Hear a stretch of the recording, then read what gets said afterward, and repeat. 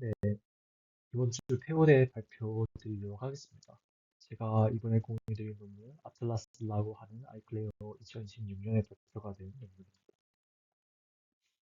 그래서 이 논문이 집중하는 문제는 다음과 같습니다. 일단 스케일링 러라고 하는 것은 어떠한 모델의 사이즈나 데이터의 크기에 따라서 모델이 어떤 식으로 영향을 받는지, 모델의 러스가 어떻게 되는지 예측하는 것이라고 봐주시면 되는데, 대표적으로 신칠라 스케일링 러라고 하는 이 공식과 같은 스케일링 러가 가장 유명합니다.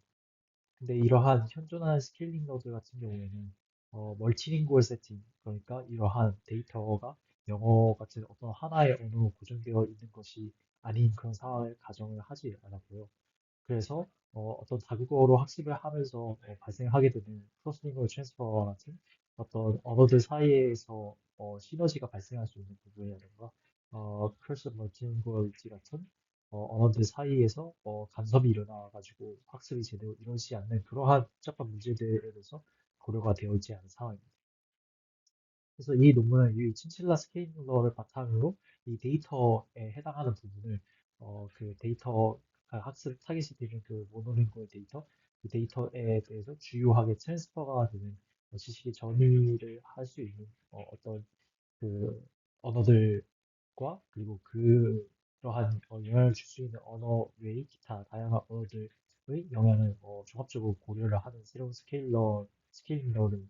제안을 하고요. 그리고 그 스케일러를 제안을 함에 있어서 그 각각의 언어들에 대해서 그 언어의 양이 엄청나게 많아지게 되어 그 데이터의 양이 많아지게 되었을 때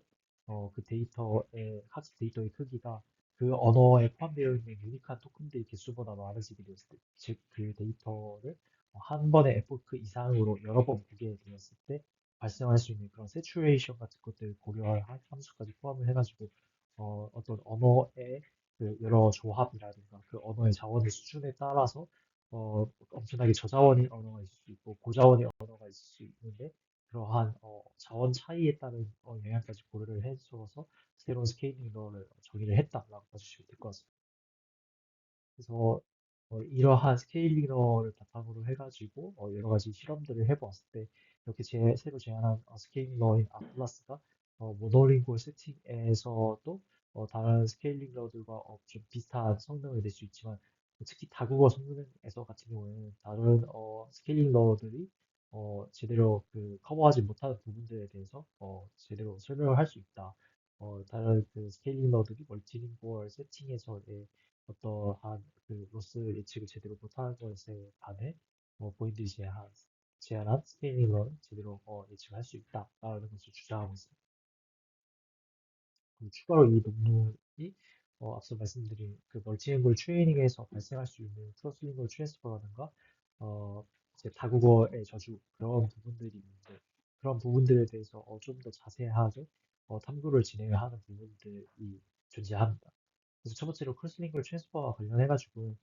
무려 38개의 언어에 대해서 소스 랭귀지, 타겟 랭귀지의 어떤 조합에 대해서 이제 전부 고려를 한 크로스링구얼 트랜스퍼 매트릭스를 통해 가지고 일반적으로 영어가 이제 가장 좋은 소스 랭귀지가 된다라는 점을 이야기를 하고요. 그 이외에도 어떤 언어적 유사성에 따라서 크로스링구얼 트랜스퍼가 어떻게 영향을 받는지 일반적으로 이제 언어들 그 두 언어가 서로 이제 문자를 공유를 하는 경우 그리고 비슷한 예를 들어 이런 그 언어 랭귀지 패밀리에 속하는 경우에 또 시너지를 볼 수 있다. 근데 이제 그 문자가 공유되는 경우가 이런 랭귀지 패밀리가 같은 경우보다 더 큰 영향을 주더라라는 점에 대해서 이야기를 하고 있습니다. 그리고 추가로 이제 그 일반적으로 알려져 있는 것이 어떤 하나의 모델에 대해서 학습하는 언어를 늘리면 늘릴수록 이제 그 효율이 떨어진다라는 이야기가 많이 되는데 그 펄선 멀티linguality와 관련해가지고 모델 사이즈와 그리고 학습할 때 보게 되는 데이터의 크기에 따라서 어떠한 변화가 있는지에 대해서 이야기를 하는데 기존에 어느 정도 밝혀져 있었던 것이긴 하지만 이렇게 일종의 그 수치화된 스케일링 러와 비슷하게 어, 그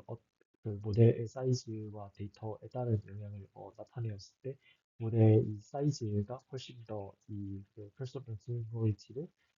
억제하는 데 있어 영향을 줄 수 있다라는 점에 대해서 이야기를 하고, 추가적으로 어떠한 모델에 대해서 새로운 언어를 구사할 수 있게 만들어주고 싶을 때, 어떠한 언어를 학습을 시키고 싶을 때, 그 언어 가지고 있는 그 언어의 수준, 그 언어 데이터의 수준에 따라서 144빌리언이라고 하는 규모보다 작다면은 파인튜닝을 해주는 것이 일반적으로 좋고, 283빌리언 이상의 데이터를 확보를 하고 있을 때는 어지간해서는 아예 처음부터 프리트레이닝을 해주는 것이 더 효과가 줄 수 있다라는 점에 대해서 이야기를 하고 있습니다. 그래서 이 논문에 대해서 소개드릴 내용은 여기까지입니다.